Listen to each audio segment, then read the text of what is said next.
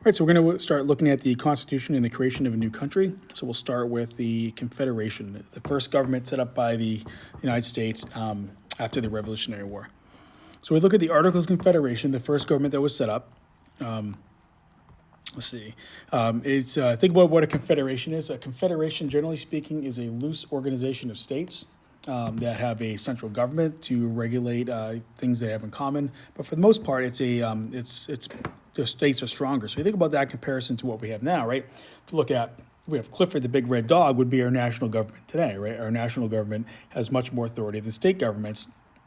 Our state governments to the left are just tiny little Emily Elizabeth without much power. But this is not the case with the Articles of Confederation. They set up the reverse. You notice national government, in this case, is Emily Elizabeth, very small in comparison to the state governments, Clifford the Big Red Dog, much more powerful state governments. Why did they do this? Because they fear tyranny. They just fought a war against a country that had a king they viewed as a tyrant, had a parliament that they viewed as tyrannical, not listening to what they wanted and treating them as inferiors. They were greatly afraid of tyranny. This quote by Mather Byles, a reverend from Boston, is famous. Which is better, to be ruled by one tyrant 3,000 miles away or by 3,000 tyrants 1 mile away? Essentially saying, look, we could have a king across the Atlantic Ocean as a tyrant, or we could have a representative government that's 3,000 members that act tyrannically too if we give it too much power. We need to be wary of giving any government too much power. So, in 1781, they finally ratified the Articles of Confederation. This is worth noting, too. Think about the country. The United States becomes a country in 1776. We declare independence from Britain. But we don't really have a government to put in place. The Second Continental Congress was what was meeting that declared independence, but they weren't given a mandate by the people to run a government. They were just sent there to deal with the coercive acts and to pick a commander to fight against, the invasion and things like that. So in 1776, right after we declare independence, John Dickinson from Pennsylvania writes the Articles of Confederation, and it's a much different government than what they end up with. If you notice, 1776 to 1781, this gets ratified in March of 1781. Almost 5 years goes by the Revolutionary War before they finally agree on what the government can do and what it can't do. March 1781, the war is over in 1781 in October with Yorktown, so it barely gets put in place to run the country. So it shows you how wary they were of moving too fast and creating a government with too much power. Every time they thought they were close, then states would get in the way and they'd block it, don't want to have the power to tax, don't want to have the power to do something else. So it was a very slow process. But finally, in 1781, they ratified the Articles, and by the time they do, it doesn't look much like what John Dickinson set up from the beginning. And what it does have is one unicameral legislature.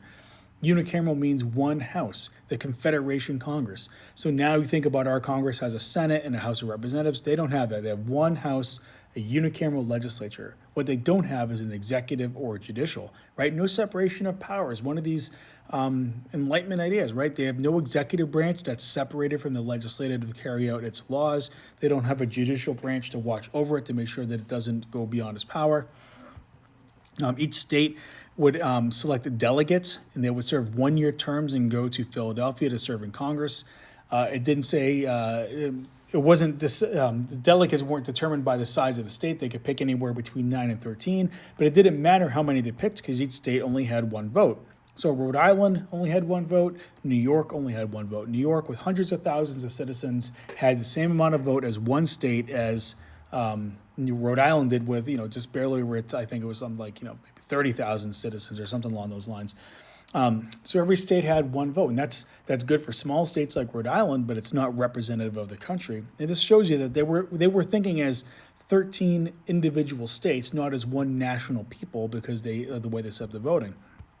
To pass laws, 9 out of 13 states had to pass a law. That's a large percentage. That's 70%. In Congress now, only 50% has to vote to pass a law, right? One more than 50%. But they wanted 70% of states to agree. And that's very tough to do. It's not going to establish a very efficient government that can get things done. And if at some point they said, we should have done something else, or we should have given the government more power, and we need to change the articles, and needed all 13 states had to agree to ratify an amendment. So an amendment would be a change to the actual government itself. They needed unanimous consent, and they never get unanimous consent. A couple times during the Revolutionary War, they say, we need the power to tax. and they vote on it. And Rhode Island often sends in the way. They get jokingly called Rogue Island because they won't do what everyone else is doing, but they never get anything it's almost impossible to get a unanimous consent. So this is a government that's not set up to be very efficient. The powers given to it are the power to declare war, makes sense. A national government should declare war, not states. They have the power to make treaties, again, makes sense. You don't want states making their own alliances with the foreign nations. They have the power to raise armies and the power to borrow money. All these things they give the powers to the Confederation Congress to do. However, all of them are mostly meaningless by what they deny them. They don't give them the power to tax. So if you're going to borrow money, you're going to have to pay it back. And if you don't have the power to tax, you have no power to pay it back. So it kind of takes the wind out of your sails to borrow money. If you want to raise armies, you have to then supply them and feed them and clothe them, and you can't tax, so you can't raise money, so you can't do that. So the power to tax is notable missing power. The Confederation Congress could request taxes, and states could voluntarily send them, but you can imagine if they were to say, hey, New Hampshire, send us money for this war, or for the war is over, say, send us money to do something, to build a road in Virginia, New Hampshire would laugh at them, say, no, we're not going to send any money for that. Thanks for asking, we'll consider it, but no. And then maybe the Confederation Congress would say, look, we really need money from these states because we have all these things we have to do. We're going to request you more emphatically give us money. And the states would laugh at them and say, no, we don't think so. And then they would laugh and laugh and laugh the more they were requested. They're not going to be able to raise money. No state's going to voluntarily give up money. So they needed the power to tax. If you think about the other powers they don't give them, they can't enforce laws or treaties. They have no executive branch, so they can't carry out laws. They can't carry out treaties. They can't force people to obey them. We'll look at some of the ways that we failed with that in a few.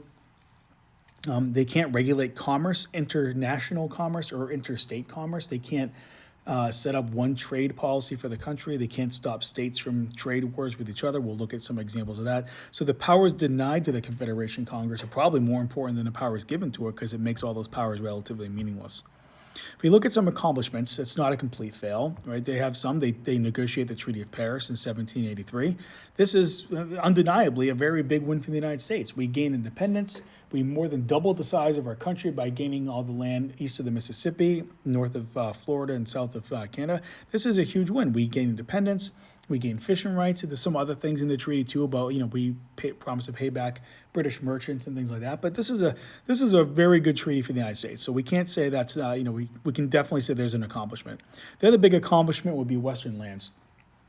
All this land gained by, if we blow up that map a bit, gained by the treaty.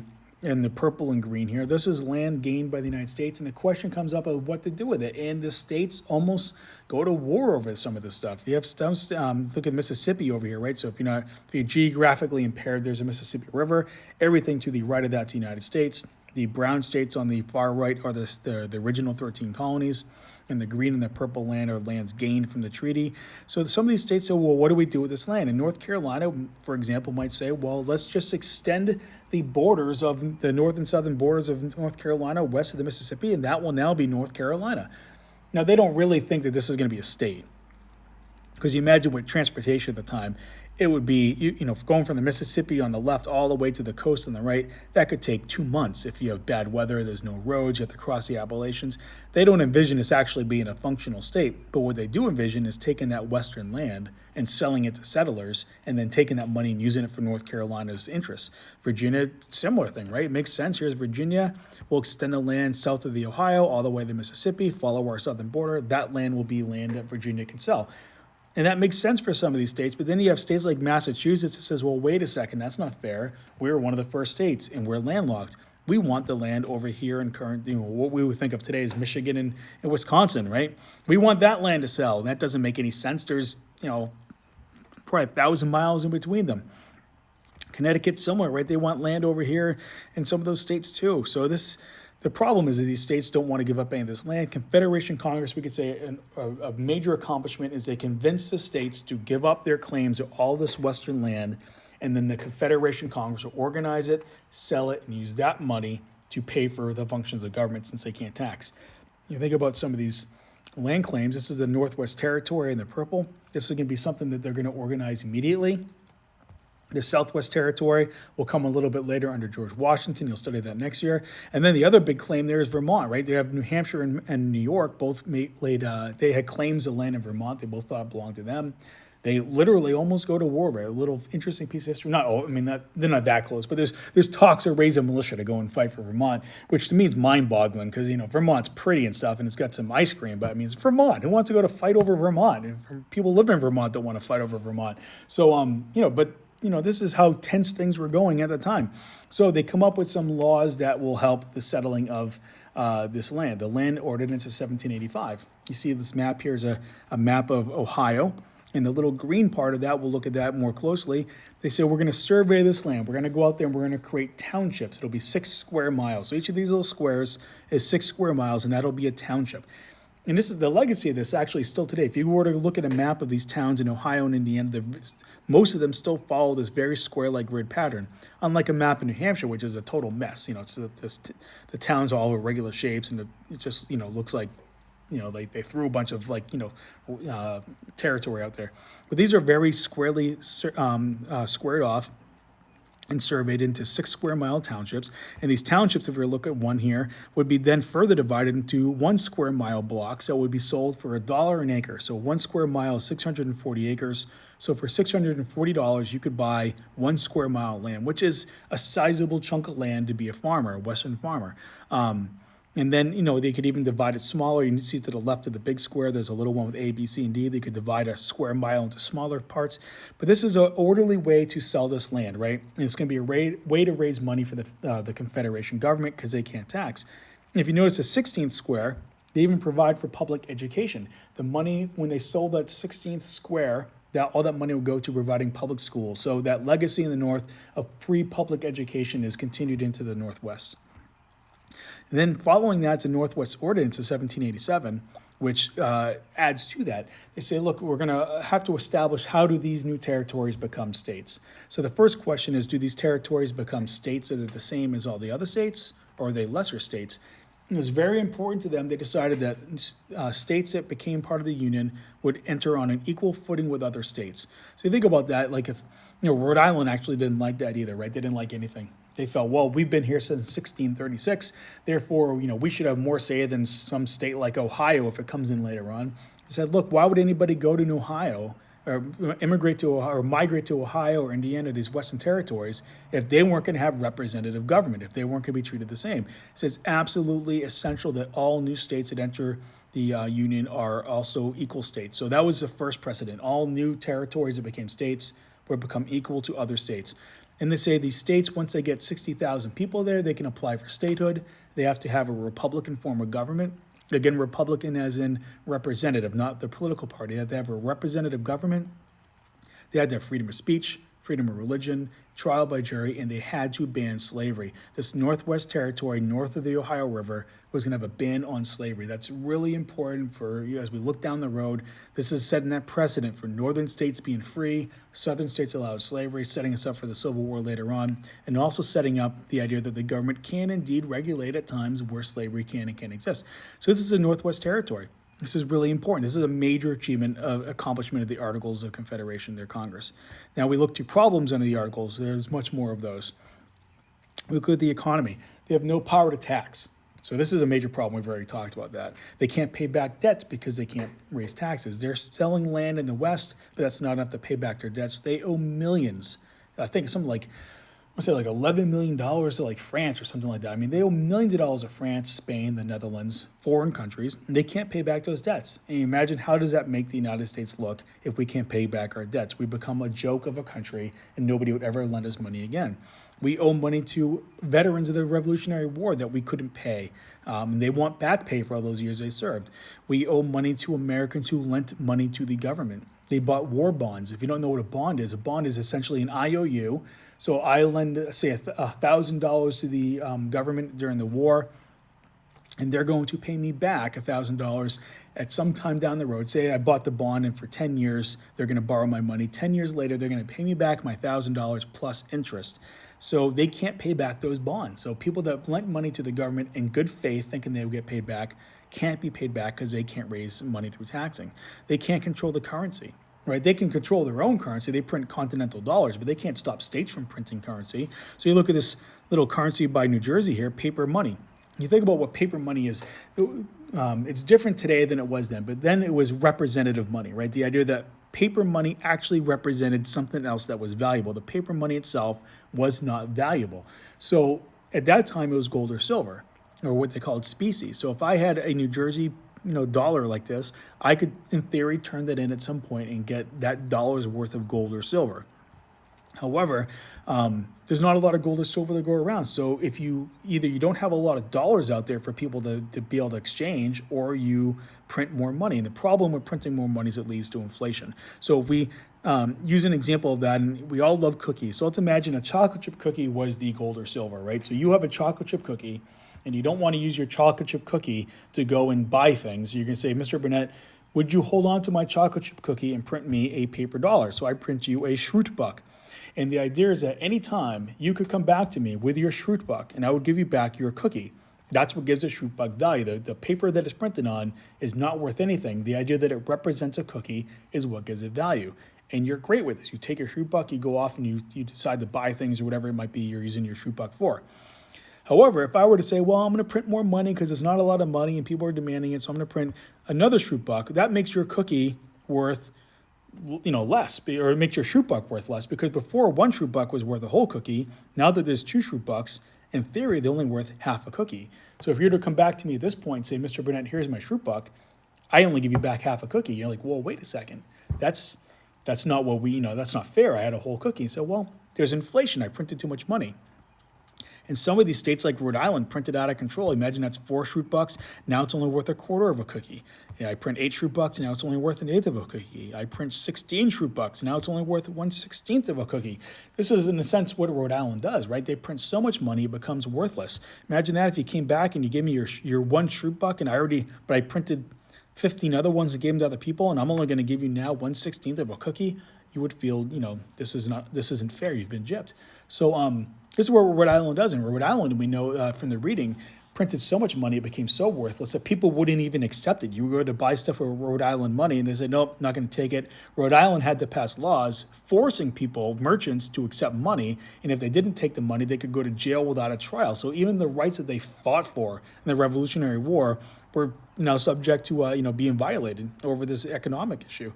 And the continental dollars weren't a whole lot better. They were printed so much that they became worthless. Nobody trusted that the government would pay them back because they didn't seem like they'd be able to pay back their bonds and their foreign debts. So people wouldn't even accept them. They said that's not worth a continental, meaning it's not worth anything. So people might go to a shop to buy food, and they say, I'm not taking your continental dollar. You have to give me something else. I'd rather trade you. I'd rather give you milk for a chicken. Barter than take a continental dollar. So this is the economics, plight of the United States at that time, because they have no power to really regulate this stuff. The Newburgh Conspiracy comes from this. The Newburgh Conspiracy was a bunch of Revolutionary War officers who were upset because they hadn't been paid for most of the time in the war. And what's more is their soldiers that fought under them, that they led, hadn't been paid either. And it was a great injustice. And they felt the Continental Congress couldn't pay back its debts. It seemed to be a joke of a government. So their plan was to overthrow it and make George Washington the leader of the country, to try to get the country going in the right direction. They appealed to George Washington, and George Washington comes out to meet him, and he's very much opposed to this. Says this is a terrible idea. We fought this revolution for a representative government, and you're essentially trying to establish a dictatorship. And they're actually a little upset with him by it. I mean, George Washington, he is the rock star of the United States at that time, right? He's their Tom Brady. You can't not like Tom Brady. You can't not like George Washington. But they're a little bit upset by him. So George Washington had prepared some remarks. He wasn't a great public speaker. So he pulled out a little piece of paper from his jacket where he wrote the remarks on. And he went to read it, and his eyes, he was a little bit older at that time, he couldn't quite read it, so he put on his glasses, pictured here, on the edge of his nose, and he says to them, if you'll excuse me, I've not only gone gray in the service of my country, I've also gone blind.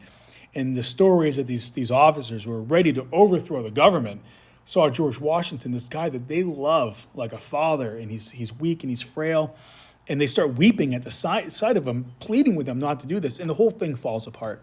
So George Washington saved the country again, you could say, by getting this conspiracy to fall apart.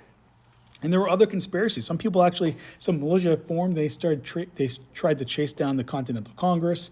The Confederation Congress, and they moved from Philadelphia to Trenton and New York, and they moved to like 5 different cities trying to like flee angry militia. So this is pretty, dangerous stuff that's going on in the country. The country is almost overthrown. If we look at trade, a couple problems there. Foreign goods are flooding American markets. So you think during the war, Britain wasn't trading with us at all. We were the number one trade partner before the war, but during the war, we're not trading with Britain. So if we use an example of, say, like making shoes, if you're an American shoemaker during the war, this is great for you because you can't buy British shoes or any other shoes because of blockades. You have to buy American shoes. And since you have to buy American shoes and there's not that many people making them, I can charge more money because you can't go and shop around for a better price shoe. After the war is over, Britain starts trading with America again. The ports are open. And all these British goods start coming to America, and they're sold at cheaper prices than American goods. So imagine I was selling my American shoes for $20, and now there's British shoes coming in, they're only $10. People aren't going to buy my American shoes. They say, hey, look, yeah, patriotism and stuff, that's great. The war's over. I'm buying the shoes that are half the price. So this is a problem. All these goods start flooding American markets, and Americans start buying foreign goods rather than American goods, and that hurts American manufacturers. The government has no power to stop it. They can't regulate international trade. They can't put up tariffs. They can't ban goods. Even interstate trade is a problem because let's say New Hampshire wanted to do our patriotic duty and say, we're not going to buy any British shoes. But Massachusetts doesn't make that agreement. So British shoes go into Massachusetts, then they come across the border into New Hampshire, and people start buying British shoes from Massachusetts merchants, and New Hampshire shoemakers don't sell any shoes. The government can't regulate interstate trade. And it's crazy. Imagine this, the states start setting up almost like toll booths, like custom duties between them to stop people from buying stuff in other states. So you think about New Hampshire, right? This amazing state, the best state in the union. We have no sales tax. So we have a lot of people from Massachusetts and Maine like to come here to shop because they can buy stuff without paying the sales tax. Can you imagine, though, if you drove up from Massachusetts, you went to the mall or Best Buy, you bought a laptop, some clothes for school, and as you were driving back to Massachusetts, state police were there, stopping all the cars, searching your car, going through your bag, saying, oh, you didn't pay a tax on this laptop. Give me, so much money. Here, you didn't pay a tax on this clothes. Give me more money.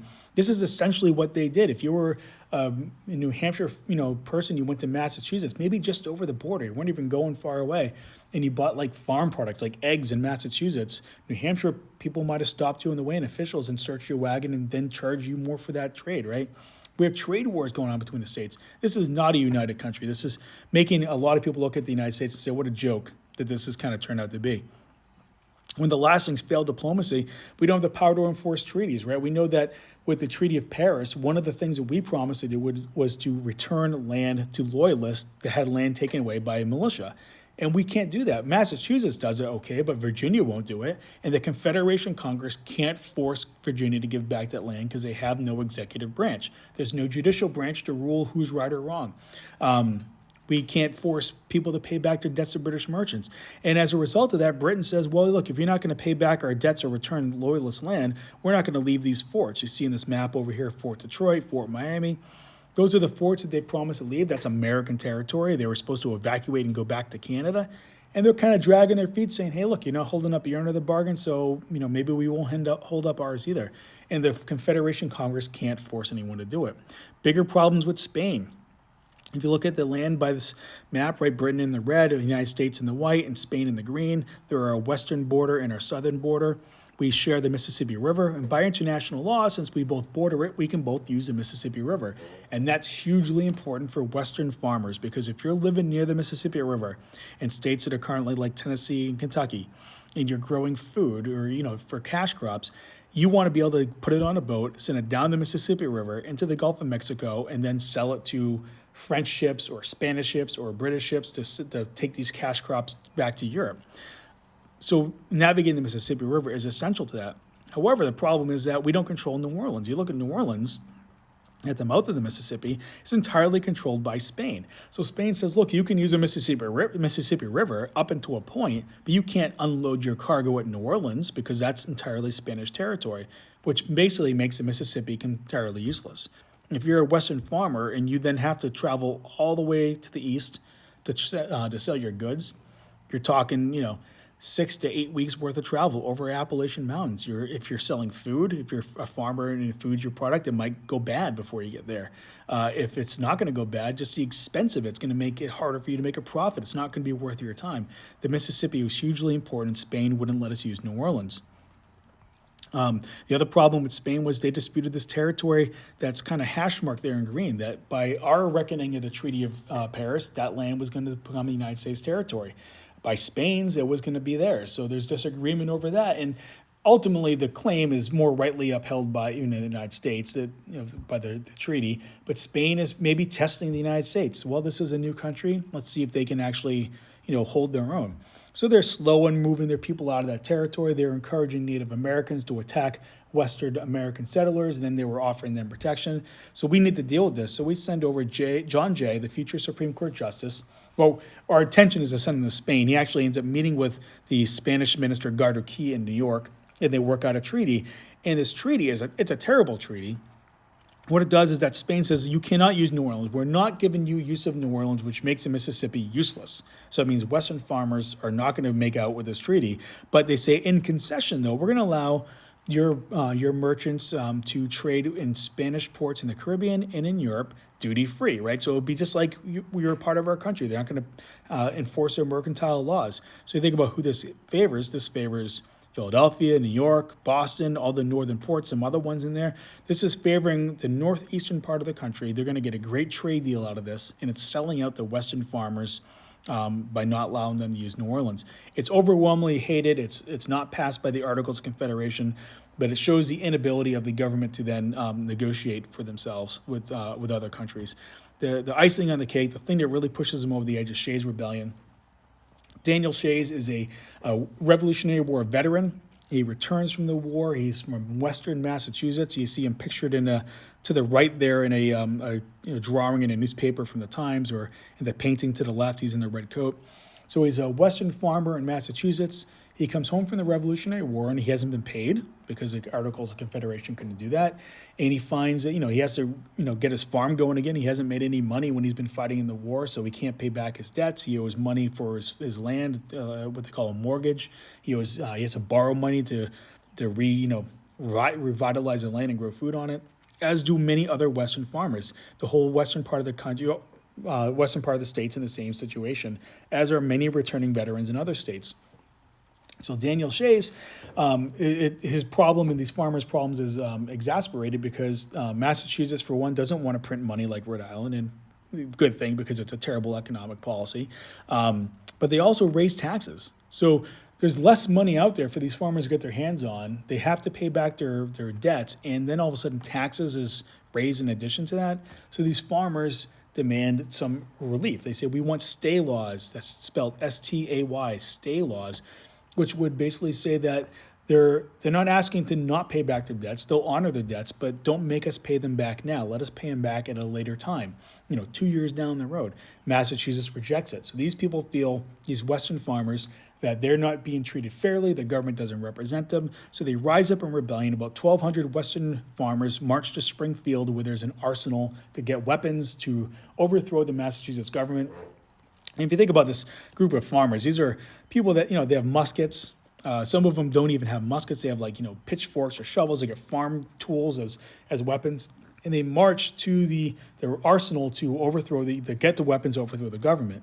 Now, people in Massachusetts don't like this, so they say, hey, let's call the president, have him put down this rebellion. Oh, wait a second, we don't have a president because we have a weak central government. There's no mechanism for the federal government to stop this. So they have to turn to wealthy Bostonian merchants to privately fund a militia of 4,000 soldiers under Benjamin Lincoln to march west and put down this rebellion. So even, the federal government couldn't even stop its own insurrection. This isn't a warning for everybody. It's an alarm that goes out throughout the colonies that the federal government under the Articles cannot even control its own people, let alone if they were to be attacked and go to war with another nation or deal with Native Americans. Even its own people can't be controlled by the federal government. They had to rely on wealthy merchants to do it.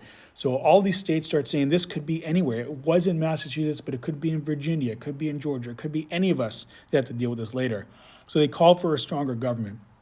And they meet in Annapolis in Maryland, and a bunch of people the founding fathers that will later write the Constitution meet there. James Madison, a key one in particular, Alexander Hamilton, and they say we need to revise the articles. And then after they look at it, after they look at it for a while, they realize a revision's not going to do it. This government is just too ineffective. They need to scrap it all together and create a new one.